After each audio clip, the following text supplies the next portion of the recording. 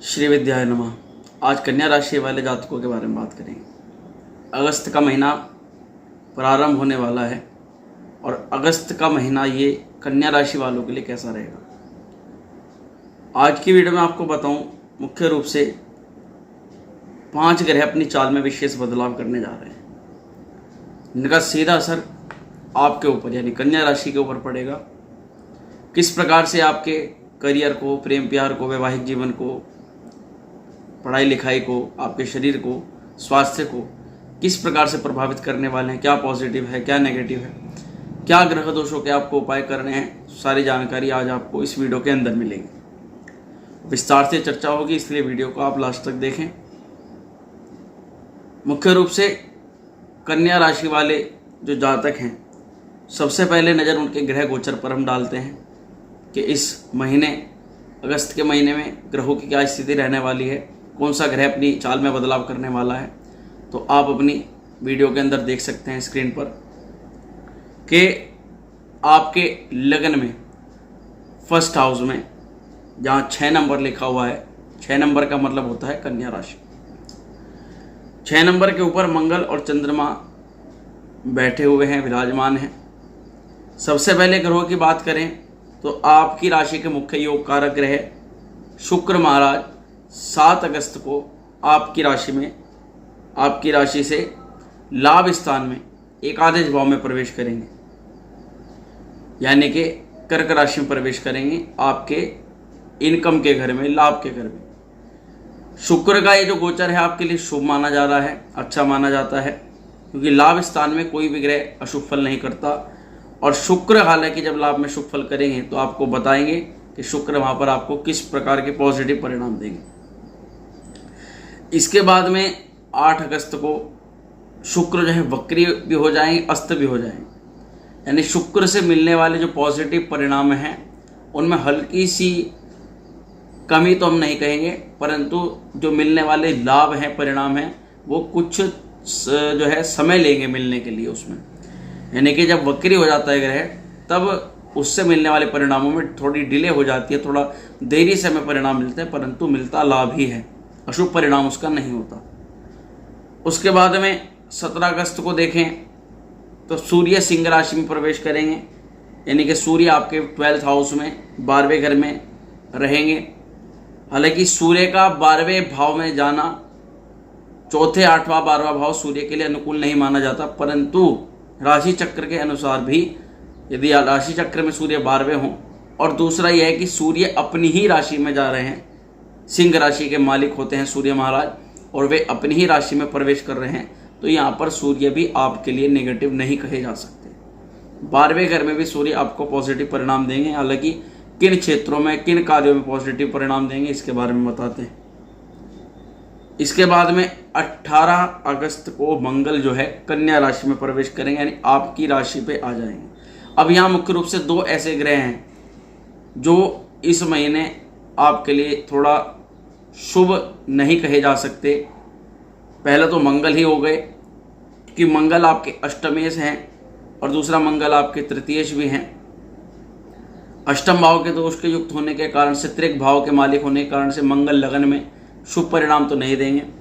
फिर लास्ट में बात करते हैं 24 अगस्त को बुध महाराज जो है सिंह राशि में रहने वाले हैं, और यानी कि आपके लग्नेश होकर बुध जो 12वें घर में गए हैं तो वे भी अपने थोड़े से फलों में कमी कर देते हैं। अब ये तो हुई ग्रहों की स्थिति के बाद। इसके अलावा बृहस्पति राहु अष्टम भाव में विराजमान हैं, मेष राशि के ऊपर। केतु धन भाव में विराजमान हैं। शनि महाराज 6ठे भाव में कुंभ राशि के ऊपर, यानी 11 नंबर के ऊपर वक्री अवस्था में बैठे हुए हैं। ये टोटल ग्रहों की स्थिति है इस महीने, अगस्त के महीने। अब बात करते हैं जो जिन ग्रहों के बारे में हमने आपको बताया कि ये ग्रह शुभ हैं, अशुभ हैं। अब विस्तार से चर्चा करते हैं कि आपके पूरे जीवन को किस प्रकार से प्रभावित करेंगे। सबसे पहले हेल्थ को देखते हैं। आपके लगन के मालिक हैं, फर्स्ट हाउस के मालिक हैं बुध महाराज। बुध महाराज की जो स्थिति है वह 12वें भाव में विराजमान है। अब बुध लगन का प्रतिनिधित्व करते हैं, आत्मविश्वास का भी प्रतिनिधित्व करते हैं। मुख्य रूप से तो शरीर में रोग, बीमारी आदि को इस समय आपके देखा रहेगा बुध से। अब बुध क्योंकि वाणी के भी कारक है, बुद्धि के भी कारक हैं, 12वें घर में है, तो इसलिए आपके लगन भाव के इन्हीं सभी चीज़ों में फलों में कमी आ जाएगी। कभी कभी थोड़ा सा आप मानसिक तनाव ज़्यादा लेने लग जाएंगे, तो कभी आप व्यापारिक नीतियों में कुछ बदलाव करेंगे, अपने कार्यों में बार बार बदलाव करेंगे। इस तरह की जो नीतियां हैं, बार बार नीति चेंज करने से हालांकि ज़्यादा बेनिफिट नहीं कहा जा सकता, परंतु बुध की अवस्था को सुधारने के लिए आपको एक उपाय बता रहा हूँ। आपको ये श्रावण मास चल रहा है और इसमें आपको दूबड़े को पीस करके एक तरह से उसकी चटनी बना लेनी है, उसको जल में मिश्रित करके बुधवार के दिन उससे आपको भगवान भोलेनाथ का, भगवान शंकर का जलाभिषेक करना है। बुध की स्थिति आपकी सुधर जाएगी। अब बुध, क्योंकि बुध के परिणामों में कमी आएगी, तो व्यापारिक दृष्टिकोण के लिए ये ठीक नहीं कहा जाता, वाणी के लिए ठीक नहीं कहा जाता, और मुख्य रूप से आपके लगन के लिए, शरीर के लिए, शरीर भाव के लिए आपको रोग आदि इत्यादि चीज़ों का ध्यान रखना है।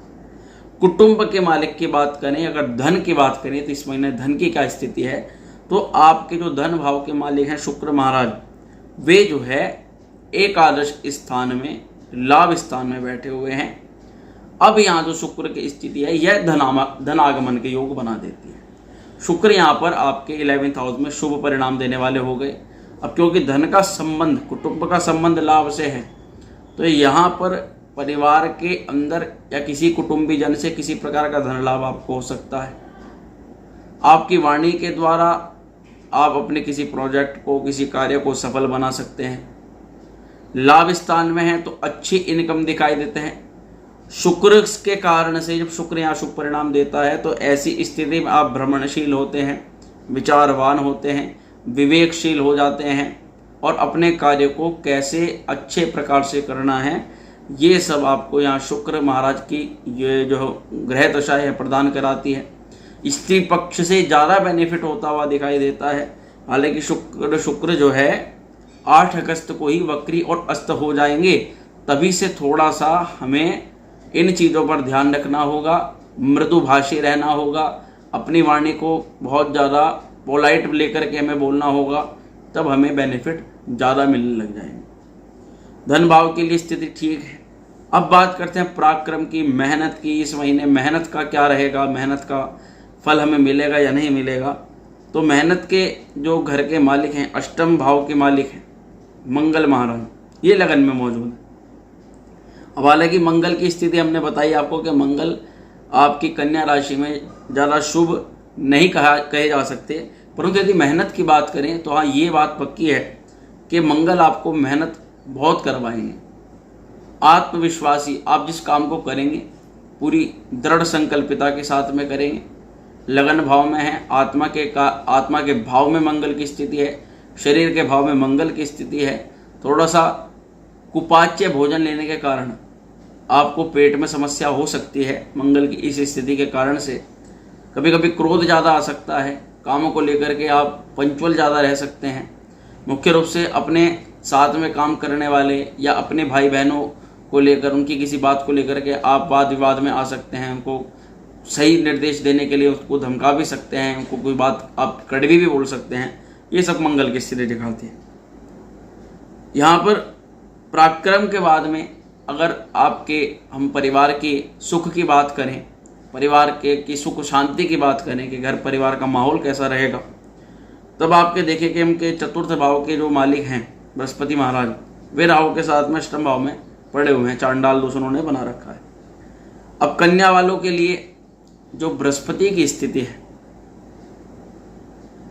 अष्टम भाव में चतुर्थ का जाना परिवार के लिए धन खर्च दिखाता है। परिवार की सुख सुविधाओं में आप अपना सब कुछ परिश्रम झोंकेंगे, अपनी मेहनत को लगा देंगे और अपने परिवार के सुख शांति के लिए हर एक भरसक प्रयास करेंगे। इस महीने ये समय अवधि दिखाई देती है, परंतु उसके बावजूद भी परिवार का कोई व्यक्ति, कोई बंधु विशेष आपसे किसी एक चीज़ को प्राप्त ना होने के कारण से नाराज हो सकता है, या आपकी किसी बात को लेकर के नाराज हो सकता है। ये चीज़ भी कहीं ना कहीं दिखाई देती है।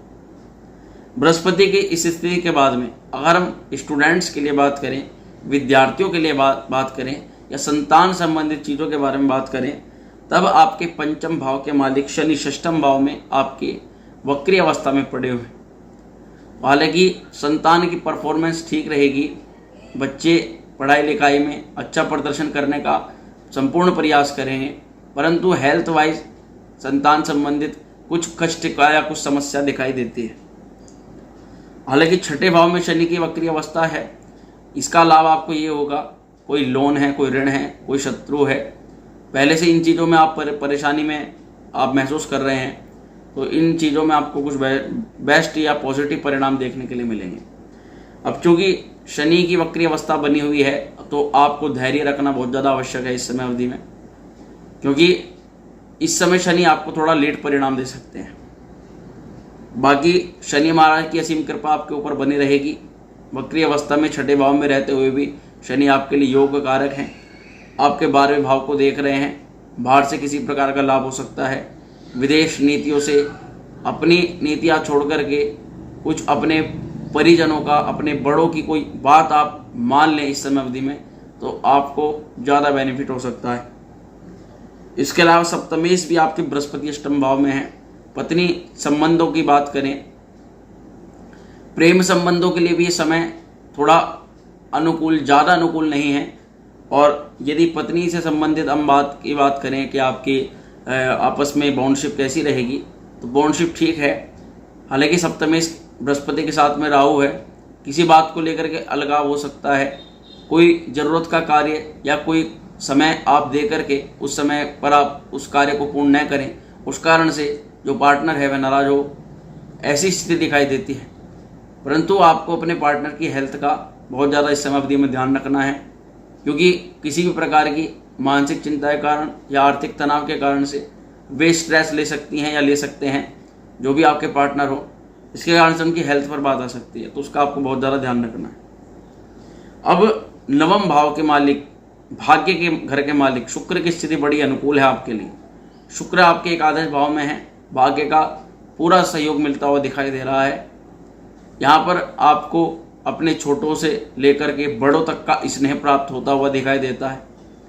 आप अपने जिस जॉब में, जिस प्लेटफॉर्म पे काम करते हैं, जो भी आपका व्यवसाय है, वहाँ पर आपको आर्थिक उन्नति, आर्थिक प्रोग्रेस मिलती है और एक एप्रिसिएशन सामने वाले व्यक्ति से, धन्यवाद की स्थिति, जिसके लिए आपने कभी कुछ करा हो, वह सामने आकर के आपके लिए भी आपका प्रोत्साहन बढ़ाए, ऐसी स्थिति दिखाई देती है।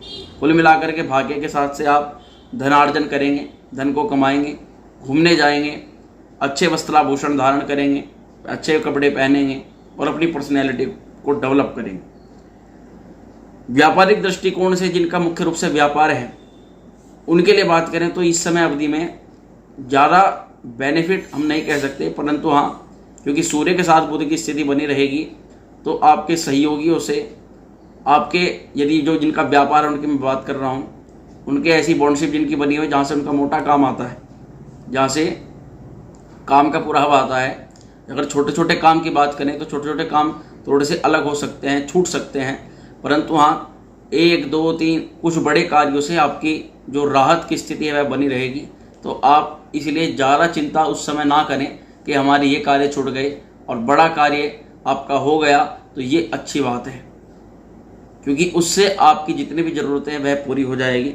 अब देखिए, क्योंकि सूर्य और बुध दोनों ही 12वें घर में हैं, ऐसे में जिनके हॉस्पिटल से जुड़े हुए काम हैं और जिनका एक प्रकार से जैसे अग्नि से संबंधित कार्य है, दुर्घटना संभावित क्षेत्रों में रेस्क्यू संबंधित इसका काम है, जैसे पुलिसकर्मी हो गए, हमारे सेना संबंधित अधिकारी हो गए, तो 12वां घर जो हमारा डिनोट करता है आकस्मिक दुर्घटना को, आकस्मिक व्याधि को, हॉस्पिटल को, आदि क्षेत्रों से जुड़े हुए जिनके कार्य हैं, वहाँ पर सूर्य के मालिक बैठे हुए हैं। तो मैंने कहा था कि सूर्य अशुभ परिणाम नहीं करेंगे, यहाँ सूर्य का शुभ परिणाम आपको मिलेगा, क्योंकि सूर्य और बुध दोनों की स्थिति 12वें घर में, सूर्य अपने घर में 12वें घर में विराजमान है।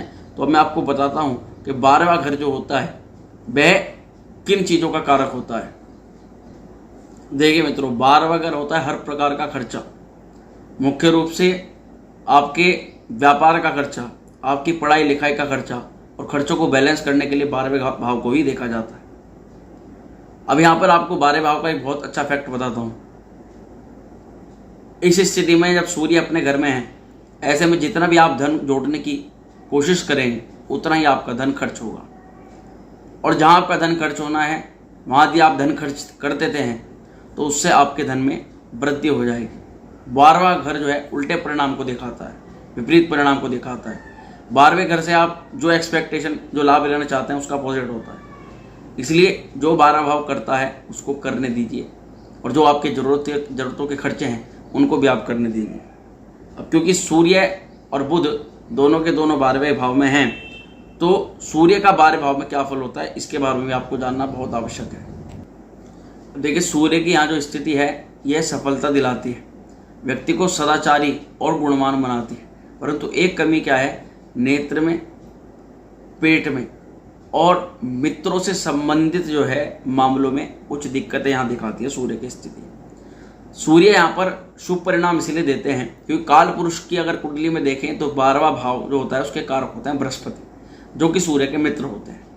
इसलिए यहाँ पर 12वें भाव में बैठ करके भी सूर्य आपको ज़्यादा दुष्परिणाम नहीं देंगे। अब यहाँ हम बात करते हैं मुख्य रूप से उपाय की, कि कौन सा उपाय आपको इस समय अवधि में करके चलना चाहिए ताकि आपको लाभ मिले। उपाय के तौर पर आपको, श्रावण मास चल रहा है, इसमें आपको तांबे के जल में रक्त चंदन, केसर, रोली और लाल कनेर का फूल डालकर भगवान शिव का अभिषेक करना है। इसके अलावा आपको मंगल के बीज मंत्र ओम क्राम क्रीम क्रोम सह भौमाय नमः मंत्र का जाप करना है।